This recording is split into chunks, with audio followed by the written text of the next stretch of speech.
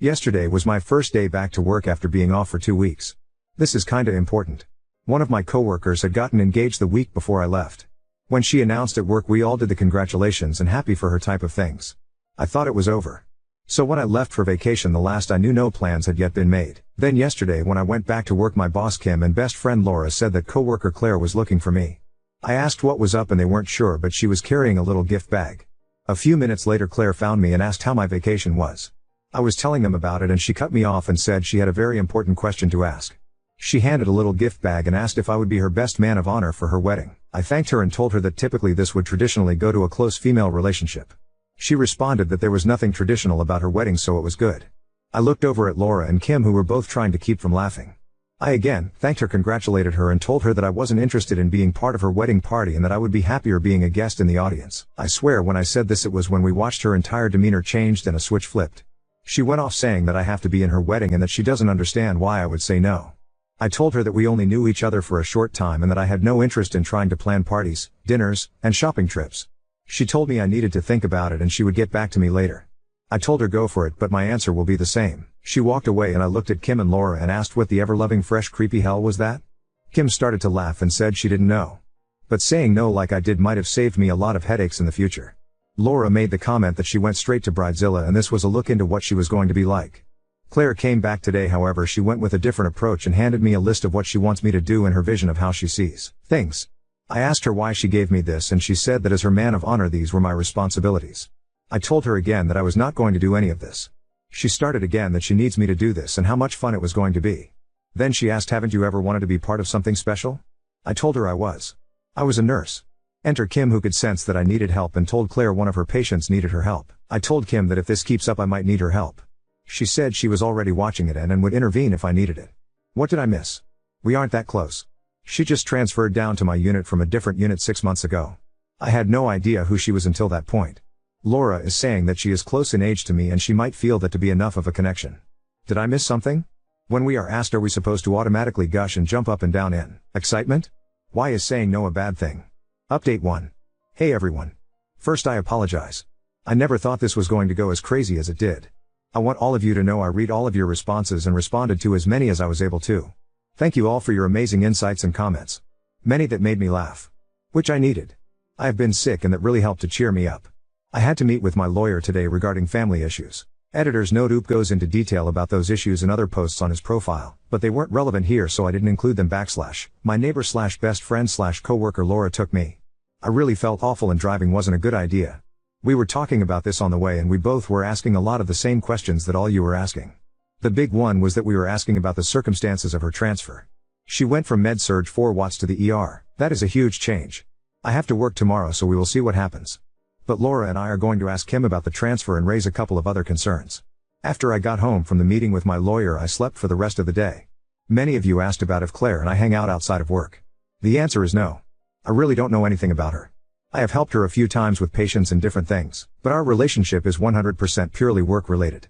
That was why I was so surprised that she asked me to do this. That is why I was so surprised that she asked me about being the man of honor. I have a very small friend base and in all honesty I like to keep it that way. I really have no interest in being a part of this. I'm not a wedding person. After reading so many Bridezilla stories and hearing about over-the-top weddings, they have become a huge turn-off to me, spending tens of thousands to hundreds of thousands of dollars with insane unrealistic demands that turn people against each other. Why? I would rather use that money and spend that time planning my next trip or vacation. Many people said that I was being used as a token or prop in a wedding. Or a gay best friend. I never really thought about it. I admit that I'm out and proud. But I'm not going to just pretend to be someone's friend just so they can fulfill some kind of fetish they have for wanting to have a gay best friend or some kind of status she feels the need to fulfill. It takes me a lot to get offended, but if this were actually the case then I would really be rather offended. I was not put on the face of the earth to be someone's play toy. A lot of people have said that maybe she doesn't have a boyfriend. She does. She has brought him in before. If she has any insecurity I don't understand it. She is attractive, smart and nosy stuff. So I'm at a loss as to why she is acting like this. A lot of people say go to HR. I'm starting that process with my boss Kim. She is completely aware of the situation, being with us when all this happened.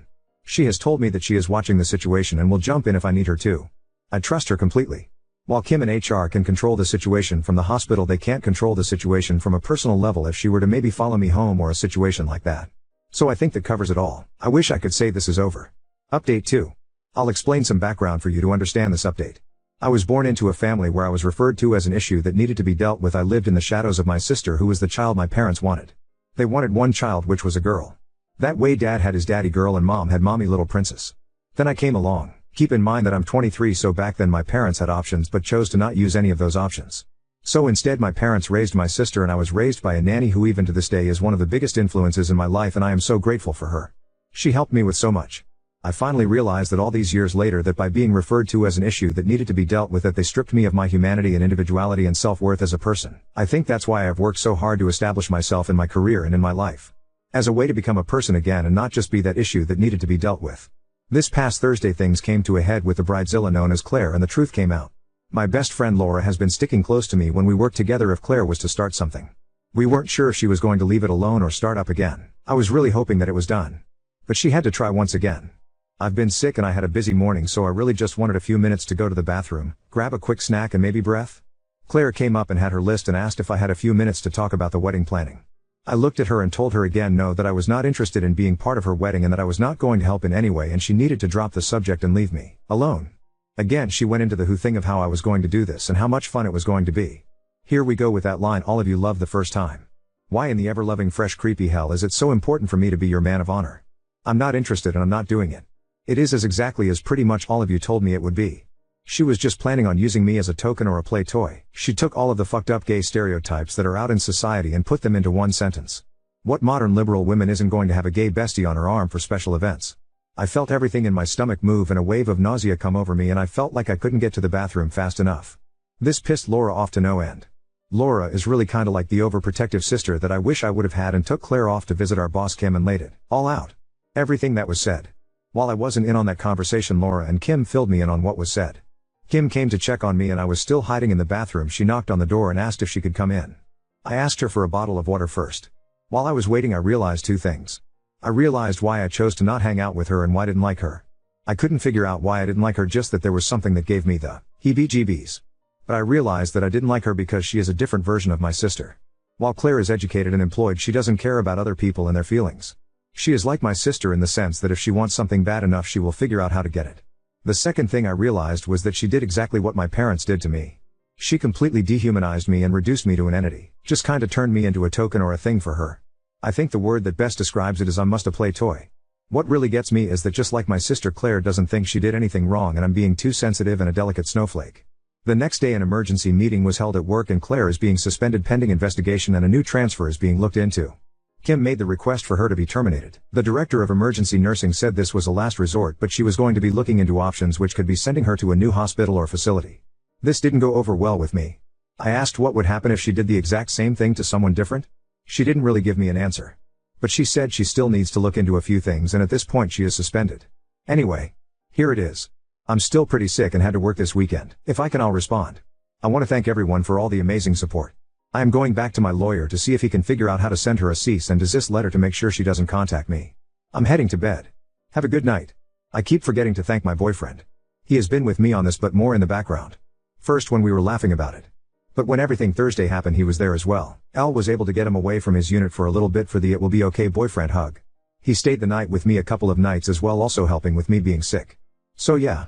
I'm very lucky to have such a great support. Update 3. I have always tried to do what I can to stay engaged with all of you and to respond as often as possible. Truth of the matter is that I hit a brick wall. Between everything with my parents, being sick and then the bridezilla, I just kinda lost all my motivation to keep the conversation going. But I will say this. I read all of your comments, every one of them, and there are not enough words in any language to say thank you for all the amazing support, feedback and suggestions. I am truly grateful for everything all of you brought to the table. I went back to my lawyer the other day and told him everything. I told him I only had her name but I did not have her address, and since he has resources that I don't, I wanted him to find her and send her a cease and desist letter to not contact me. He was looking into this. The good news. Claire has been terminated. While I am not able to talk about all of the details, I can say that this goes a lot deeper than what she did to me, and after Kim did some digging it brought out some information that could have put our hospital in a serious position. When this information was brought out in the open, it gave the director of emergency nursing, DEN, no choice but to terminate her, and it could put the DEN in a serious position as well. Honestly, it has Kim, Laura and myself looking at potentially looking for new jobs if this doesn't get properly corrected. None of us want to change hospitals, because then we have to start all over with seniority and benefits. It's a last resort, but it's still something to consider. I guess I can say that this is closed. At least I hope it is. I need to move on with my life. I doubt that Claire will be dumb enough to contact me. She is in enough trouble and this would only make it worse.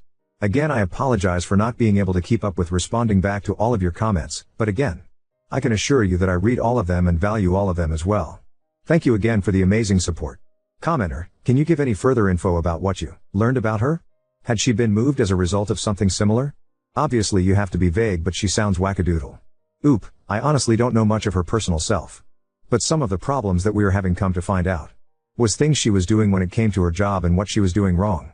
Kim, Laura or myself had nothing to do with getting Claire fired. Claire got herself fired. I'm not sure what I should put on here.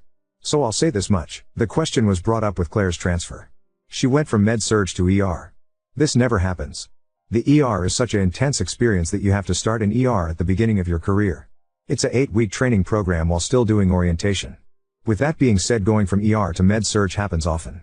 So naturally when someone comes from med-surg it raises some questions and eyebrows. So basically what was found out was that Claire in her own way committed assault towards a patient and falsified the patient's charts. The med-surg director knew of this, as did the DEN, and it was swept under the rug. We are learning that she may have done this to a patient in the ER as well. I was asked to be in a wedding and I had no interest in attending. I told her 3 times no in a polite manner, but she refused to take no for an answer. I finally forcefully told her no. Then she did what my parents have done to me for my entire life. She reduced me to a play toy and referred to me as her token gay bestie. This is hardly the case.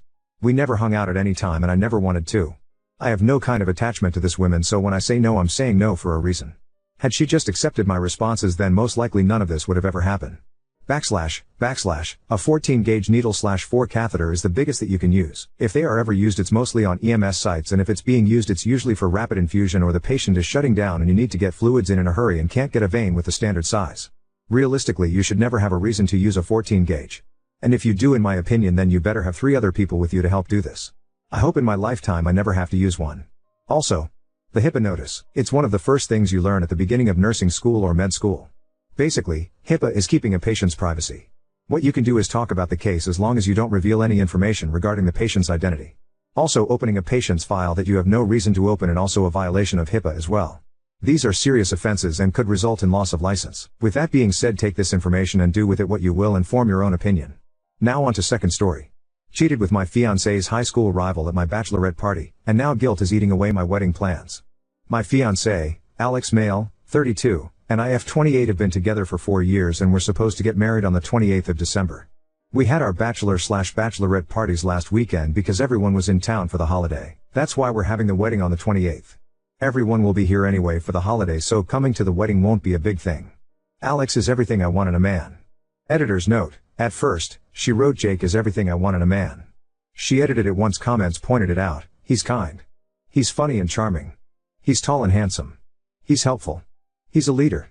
He's successful at his work with a great future. He's really thoughtful. One time, we were shopping and I looked at this butterfly decoration just in passing, and later on I got it for my birthday. He remembered that I liked it and went back and bought it for me and surprised me with it. Our sex life is very satisfying to me, and I think to him as well. He's not perfect, of course, and we have our disagreements like any other couple, but we're great together. I feel safe and loved with him. When we first got together, the subject of our past partners came up. I didn't have a lot of past partners as all my relationships were long-term. I had 3 boyfriends before Alex. The previous one was Jake, fake name. Jake was gorgeous. He had a very magnetic personality and always dominated whatever room he walked into. I felt so lucky when he chose me to be his girlfriend. We had a very intense physical connection that I sort of lost myself in. In every other way, Jake was terrible. He cheated on me. He stood me up on multiple occasions. He forgot important events like my birthday and my best friend's engagement party. I finally broke up with him. He didn't seem to really care about it, though, which hurt. He just ghosted me when I said enough. The reason I mention this is because I told Alex about Jake. At first he didn't connect the dots, but when I described Jake, he asked me if it was Jake, last name. I said, how do you know? And he told me that Jake had stolen his girlfriend from high school when they were all freshmen in college. It really hurt Alex as he thought he would marry this girl. Jake later dumped her and she tried to get back with Alex, but Alex rejected her, telling me that she was disgusting. Alex was quiet around me for a few days after that, but he came around thankfully. During my bachelorette party last weekend, one of my bridesmaids, Claire, fake name, invited a bunch of our old friend group to the Airbnb we were renting as a surprise. I thought they had all moved away, but they showed up, and yes, you guessed it, Jake was there too. I was pretty drunk, but I can't say I didn't know what I was doing. Jake was still really good looking and he talked only to me that night. He only flirted with me and no one else. He was charming and my inhibitions were down and we eventually went to a bedroom and we had sex. The next morning I was mortified. I told Jake that it meant nothing and he needed to leave and not get in contact with me again. Jake told me that he changed and was a serious person and serious about me. I told him to go and to please just shut up and leave. He seemed sad but he left. I made sure to make him swear to forget about it all and he did swear. I told Claire to keep quiet about it and to not tell anyone about Jake. She was the only one who really knew about our past relationship as she was part of the friend group. She agreed and said it was no big deal and one last fling before marriage. I think she was the only one who saw us go back to the bedroom but I can't be sure. All I know is that Jake and I were the least drunk people there and we were pretty drunk. Meanwhile it's been eating at me all the time. I can't sleep or eat. I'm afraid my wedding dress will be too big for me because I have this fear in the pit of my stomach and I throw up when I think about Jake and what I did, which is all the time I think about it all the time. I have to confess to someone, so I think a bunch of internet strangers is the easiest way to do it. I know I'm terrible and I know I F this up. I can't lose Alex. Why didn't I think of him when I was there last Saturday? Why didn't I consider Alex? I'm such a F at $king idiot. He's the best thing that ever happened to me and Jake is the worst. Alex has started to notice my changed attitude. I lied to him, again, and told him that I think I'm coming down with the flu and that he should stay away for a few days. Meanwhile I'm crying my eyes out in bed and Alex is being his usual great self and bringing me homemade chicken noodle soup his mom made. I can't tell him but I can't stand this. Does it go away over time? Update 1. Alex found out and he's done with me. I wanted to update everyone who read my original post, even though it's humiliating and painful. The truth is out, Alex knows, and the consequences have been worse than I could have imagined. I have no one to blame but myself. Thursday evening, Alex didn't come home after work. I thought maybe he was staying late, but around 9 p.m., I got a text from him. It was a photo of me and Jake kissing at my bachelorette party. No words. Just the photo. I panicked and immediately texted Claire, asking if she told Alex. She replied that he deserved to know the truth. I don't think she did it to be malicious. Maybe she was feeling guilty herself, but at that moment I was freaking out. I started spamming Alex's phone with calls and texts, begging him to talk to me. He left me on read. Then I logged onto social media and saw that Alex had posted that our wedding was cancelled because the woman I thought I was marrying turned out to be someone I didn't know. People started calling and messaging me, asking what was going on. I didn't know what to say. I panicked and lied, telling them we had a huge argument, but that we were working it out. Meanwhile, Alex was replying to comments under his post, saying things like, "She knows what she did, and there's nothing left to say." Friday night, Jake showed up at my apartment.